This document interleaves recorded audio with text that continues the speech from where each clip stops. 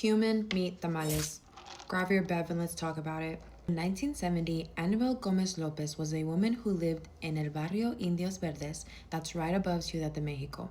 She sold tamales for a living and she would go and take them to the metro, and that's where she would, pack up or set up shop, and then she would sell her tamales. Her business was going really well, but she had a unexpected payment come up where it basically left her broke. She had no more money to buy the meat for her tamales, and so she was kind of panicking. She had already borrowed money from her friends and family, and she didn't really want to borrow from them again because she kind of felt like she had already asked too much of them. That's when she came across a little girl who was crying, scared, and alone.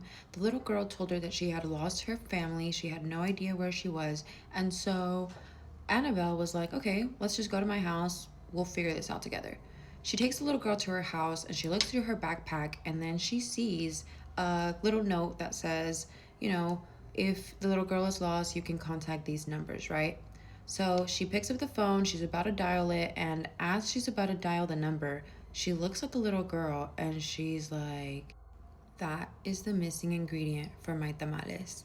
Puts her phone away, and in her words, she said, the devil is the devil, baby. And I don't know what she meant by that, but that was her justifying what she was about to do. She sliced, diced, and chopped that little girl up, and then she used her meat to make the tamales, and she sold them at the metro, like she always did. People love the tamales. They were super, super good, and basically were like, oh my god, she has the best tamales. Like, you gotta try, like, Doña Anabel's tamales. So she continued doing this for years and years and would mainly take advantage of vulnerable women who needed help, and she basically would lure them in and make them into tamales.